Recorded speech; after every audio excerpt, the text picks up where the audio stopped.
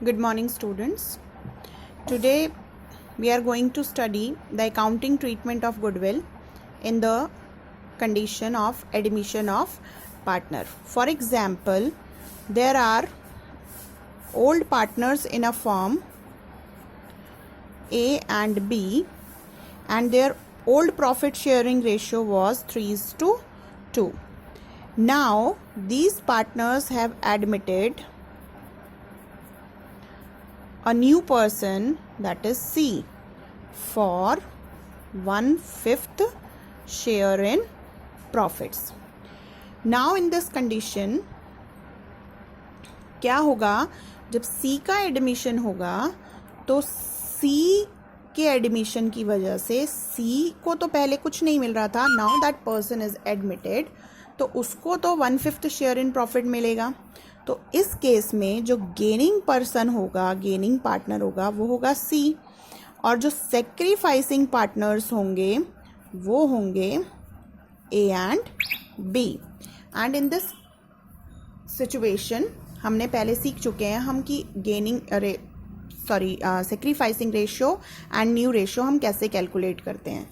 तो sacrificing partners A and B हैं, उनका सेक्रीफाइसिंग रेशियो जो होगा वो होगा 3:2. You can calculate about this ratio. 3:2 will be the sacrificing ratio.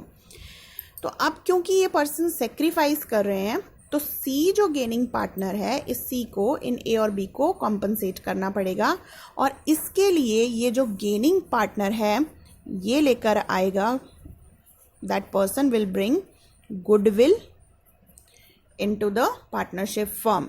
Goodwill कौन सी? Goodwill of his share. ठीक, अपने शेयर की गुडविल लेकर आएगा. और ये गुडविल कौन सी होगी? ये गुडविल होगी न्यू फर्म की गुडविल. और इस गुडविल को वैल्यूएट करने के मेथड हम सीख चुके हैं, average profit, super profit, capitalisation method. तो जो भी गुडविल आएगी, suppose it is 1 lakh rupees, तो C कितनी गुडविल लेकर आएगा? C share of goodwill will be 1 lakh multiply 1/5, क्योंकि इसको इतना ही गेन होगा. तो 1 लाख इंटू 1/5, 20,000 रुपीज ये गुडविल बिजनेस में लेकर आएगा. And this goodwill will be given to sacrificing partners in their sacrificing ratio. सो ये जो गुडविल पार्टनर लेकर आ रहा है, इसका ट्रीटमेंट हम कैसे करेंगे? In today's video we are going to study the treatment of goodwill. तो ये गुडविल पार्टनर 3 फॉर्म्स में लेकर आ सकता है. वो पार्टनर इसको प्राइवेटली पे कर सकता है, कैश में लेकर आ सकता है, और कोई कैश उसके लिए नहीं लेकर आएगा.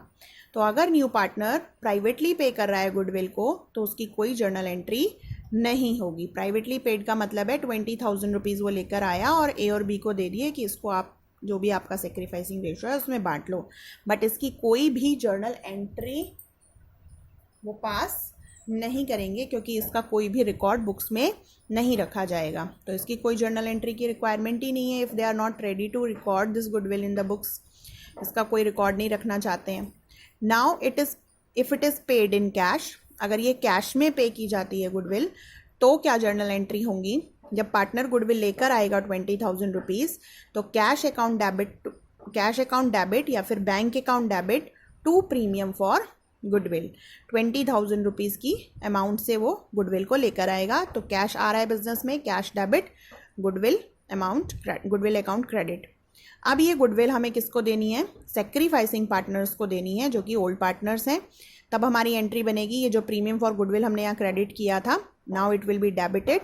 ये राइट ऑफ हो जाएगा, अपने आप फिनिश हो जाएगा ये account. Premium for goodwill account debit to partners को दे रहे हैं, इसका मतलब हम उनकी कैपिटल को इंक्रीज करेंगे. और कौन से पार्टनर्स को दे रहे हैं? सेक्रीफाइसिंग पार्टनर्स को.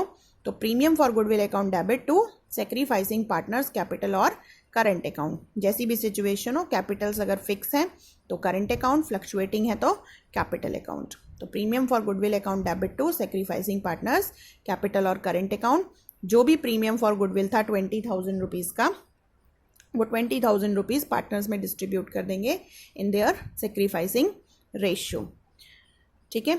नाउ अगर गुडविल के लिए वो कोई कैश ना लेकर आए, मतलब कैश में गुडविल आ ही नहीं रही है, तो हम cash to premium for goodwill तो एंट्री पास नहीं कर सकते। तो फिर सेक्रीफाइसिंग पार्टनर्स को वो 20,000 रुपीज़ कैसे मिलेंगे? वो मिलेंगे नए पार्टनर के कैपिटल अकाउंट से या फिर करंट अकाउंट से।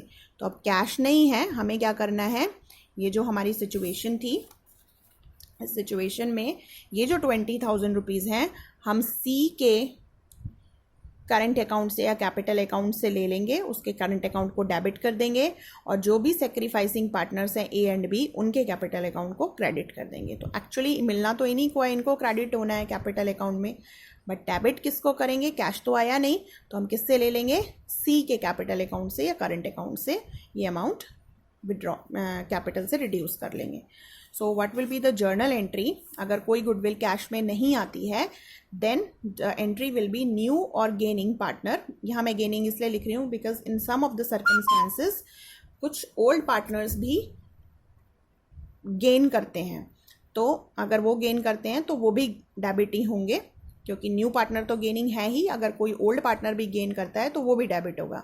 तो न्यू और गेनिंग पार्टनर्स कैपिटल और करंट अकाउंट, यहाँ पर हम कैपिटल अकाउंट नहीं लिखते हैं क्योंकि जब हमें एडजस्टमेंट ऑफ कैपिटल पढ़ना होता है तो एडजस्टमेंट ऑफ कैपिटल अगर न्यू पार्टनर की कैपिटल के बेस पर होगी तो फिर उसकी कैपिटल चेंज हो जाएगी, और जब हम एडजस्टमेंट करेंगे तो उसकी कैपिटल चेंज नहीं होनी चाहिए। तो हम यहाँ पर क्या करते हैं, उसकी कैपिटल पर कोई इफेक्ट ना पड़े, जितना वो कैपिटल लेकर आया उतनी ही कैपिटल रहे, तो हम क्या करेंगे, एंट्री में कैपिटल के प्लेस पर करंट अकाउंट को डेबिट करेंगे। तो न्यू और gaining partners current account debit to वही सेक्रीफाइसिंग पार्टनर्स कैपिटल और करंट अकाउंट। इस तरीके की जर्नल एंट्री हमने change in profit sharing ratio में भी पढ़ी थी, जो कि बेसिक एंट्री हमारी थी gaining partners capital account debit to sacrificing partners capital account. तो उसी बेसिक एंट्री से ये एंट्री हमने डिराइव की है। यहाँ पर गेनिंग कौन है? New partner. तो new partners current account debit to वही सेक्रीफाइसिंग पार्टनर्स कैपिटल और करंट अकाउंट। तो 20,000 रुपीज़ से हम गेनिंग पार्टनर न्यू पार्टनर को डेबिट करेंगे और वो 20,000 रुपीज़ सेक्रीफाइसिंग पार्टनर्स में सेक्रीफाइसिंग रेशो में डिस्ट्रीब्यूट हो जाएंगे। अब आता है, ये तो हो गई नई फर्म में जो गुडविल लेकर आ रहा है पार्टनर, उसके ये 3 सर्कमस्टांसेस हैं। तीनों में से कोई भी एक ही कंडीशन आपको मिलेगी, या ऐसा कह सकते हैं कि 20,000 में से 5,000 कैश और 15,000 नॉन कैश, इस तरीके से ये कंडीशंस उसमें ऐड करके आपको जर्नल एंट्रीज पास करनी होंगी। जैसी कंडीशन हो क्वेश्चन में, accordingly we will pass the journal entry. अब आता है कि ये सेक्रीफाइसिंग पार्टनर्स को जो गुडविल मिल गई है 20,000 रुपीज़ की, इनके सेक्रीफाइसिंग रेशो में डिस्ट्रीब्यूट करके, ये पार्टनर्स इस गुडविल को विड्रॉ भी कर सकते हैं, और विड्रॉ करेंगे तो जर्नल एंट्री होगी। अभी हमने जब इनको मिला था तब हमने सेक्रीफाइसिंग पार्टनर को क्रेडिट किया था, अब हम कर देंगे इनको डेबिट। तो सेक्रीफाइसिंग पार्टनर्स कैपिटल एक और current account debit to cash और बैंक, वो विड्रॉ करके बिजनेस से ले जा रहे हैं। तो उनके कैपिटल अकाउंट में मिली थी, कैपिटल अकाउंट से ही वो विड्रॉ करेंगे, तो capital account debit to cash और बैंक।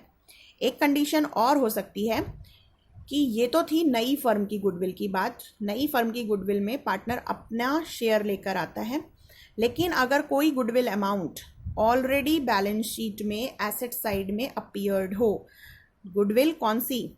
एसेट साइड में अपीयर्ड होगी ये गुडविल ऑलरेडी, तो इस गुडविल को आप कैसे ट्रीट करेंगे? तो इसका मतलब ये जो गुडविल एसेट साइड में शो की गई है, this is the goodwill of old form. मतलब ये पहले से गुडविल पुरानी फॉर्म में थी, इसीलिए ये उस पुरानी फॉर्म की बैलेंस शीट की एसेट साइड में शो हो रही है। तो we have studied about this in change in profit sharing ratio also.